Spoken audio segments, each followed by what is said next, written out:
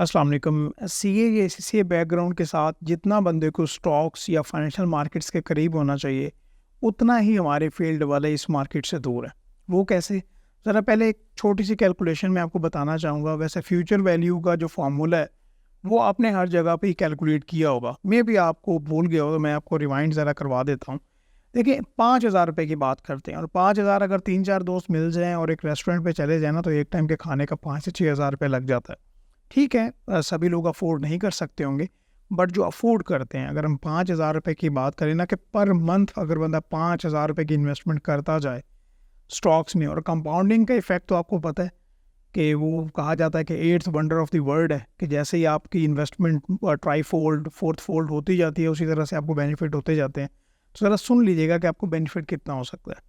5,000 रुपये per month अगर आप इन्वेस्ट करते हैं 5 साल के लिए, तो आपको जितना ओवरऑल आपको जो अमाउंट बनती है, वो बनती है तकरीबन 5,17,000 रुपये, जो कि स्टॉक एक्सचेंज आपको एवरेज रिटर्न देती है, जो बेनिफिट देती है। यही 10 साल की बात करें तो ये अमाउंट 2 मिलियन बनती है, 20 लाख। ये 15 साल की बात करें तो 5.6 मिलियन, और 20 साल की बात करें तो 16 मिलियन ये अमाउंट बनती है। और मिसाल के तौर पर 5,000 की बजाय अगर हम 10,000 की अमाउंट कर लें, तो यही अमाउंट 5 साल के लिए 1 मिलियन, 10 साल के लिए 3.8 मिलियन, 15 ईयर्स के लिए 11.3 मिलियन, और इसी तरीके से 20 साल के लिए ये अगर प्लान आप करते हैं तो ये 32 मिलियन अमाउंट बनती है। और कंपाउंडिंग का इफेक्ट भी ऐड करें तो ये बहुत ज़्यादा वैल्यू बन जाती है। ठीक है, वॉरेन बफे और बाकी सबको आपने सुन रखा होगा। अभी ये बात करें कि आप कहते हैं कि चलें ठीक है, हमें पता है कि फ्यूचर वैल्यू का क्या फार्मूला है और क्या रेट ऑफ रिटर्न्स होते हैं, लेकिन हमें ये नहीं पता कि हम इस मार्केट में काम कैसे करें। ठीक है, हमें पता है जी रेशोज़ की कैलकुलेशन किस तरह से होती है, कंपनी की जो फाइनेंशियल स्टेटमेंट्स हैं वो बनाना, उनको स्टडी करना, ये सारा कुछ हम स्टडी तो कर रहे हैं, इसी फील्ड से मुंसलिक हैं, बट इस फील्ड में कैसे काम करना है, निटी ग्रिटी का नहीं पता। कब बंदा एंट्री ले, कब एग्ज़िट करे, तो इसके लिए कोई परेशानी की ज़रूरत नहीं है। स्टॉक एक्सचेंज को लेके ख़ास तौर पे किन शेयर्स में काम करना है, अगर आपने प्लान्स में काम करना होता है, जिस तरह से म्यूचुअल फंड्स हैं या ईटीएफ्स हैं, इनके बारे में आपको इन्फॉर्मेशन सारी दे दी जाएगी, वो किस तरह से, और आपको इसके बारे में कोई चार्जेबिलिटी नहीं की जा रही। अब मैंने आपके लिए किया क्या है, मैं आपको ना कुछ क्लासेस का लिंक्स डिस्क्रिप्शन में डाल दूंगा, वो आप ज़रूर देखिएगा। फ्री ऑफ कॉस्ट है कि ये स्टॉक एक्सचेंज काम किस तरह से करती है, इसमें क्या रिस्क इन्वॉल्व होते हैं, किस तरह से आपको बेनिफिट होगा, कौन से स्क्रिप्ट्स में आपको काम करना है, एक प्रॉपर प्लान, वो आप ज़रूर लीजिएगा और आपको खुद एक डायरेक्शन नज़र आ जाएगी कि भाई इस साइड पे काम करना है। ठीक है, इसके अलावा काफ़ी ऐसे लोग होते हैं जो कि डरते हैं कि भाई अगर स्टॉक्स में हम काम करेंगे तो यहाँ तो बहुत रिस्क अवेलेबल है, तो हमारे तो सारे पैसे उड़ जाएंगे। देखिए, मैं आपको एक बात क्लियर कर दूँ, दो चीज़ें होती हैं, एक ट्रेडिंग होती है और एक इन्वेस्टमेंट होती है।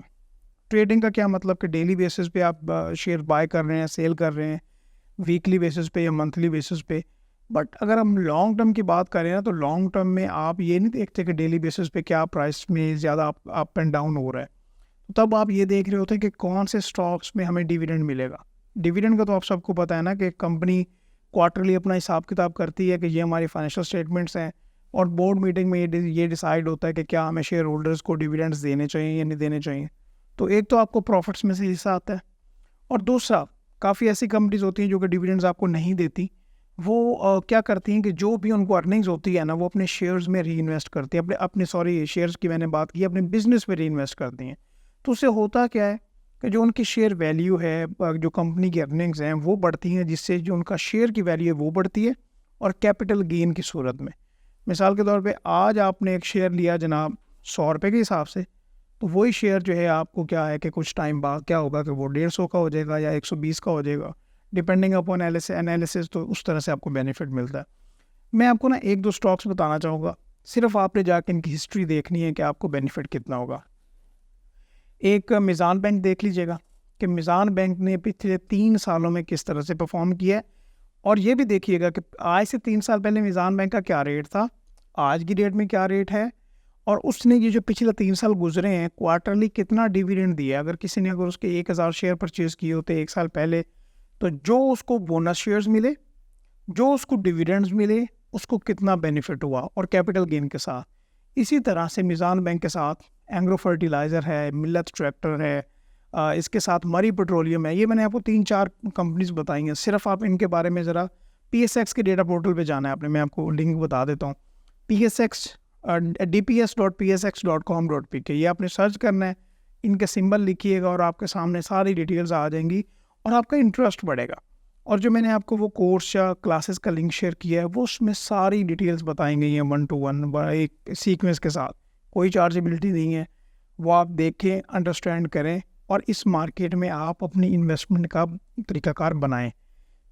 क्योंकि जिस तरह मैंने आपको स्टार्ट में बताया कि हमारी फील्ड के लोगों को इसके साथ ज़्यादा अटैच होना चाहिए और उतने ही हमारे लोग दूर हैं। ये मैंने अभी रिसेंटली एक सर्वे करवाया और उसमें जो लोग जॉब कर रहे हैं और क्वालिफाइड चार्टर्ड अकाउंटेंट हैं तकरीबन 250 के करीब लोगों के पास, और तकरीबन उसमें कोई 5 से 6% लोग होंगे जो कि स्टॉक्स में काम कर रहे हैं, अदरवाइज़ कोई स्टॉक में बंदा काम नहीं कर रहा। तो बाकी कंट्रीज़ को देखो तो वहाँ पे तो काफ़ी लोग काम कर रहे हैं और वो फ़ायदा भी लेते हैं, लेकिन आगाही ना होने की वजह से, अवेयरनेस ना होने की वजह से लोग इस मार्केट में नहीं आते। तो आपका जो ये डर था आगाही का, अवेयरनेस का, ये हमने ख़त्म कर दिया। आप ज़रूर डिस्क्रिप्शन चेक करें और देखें और उसके बाद डिसाइड करें कि क्या आपको इस मार्केट में कदम रखना है या नहीं रखना। ठीक है जी, अपना ख्याल रखिएगा। Thank you so much. Allah हाफ़िज़।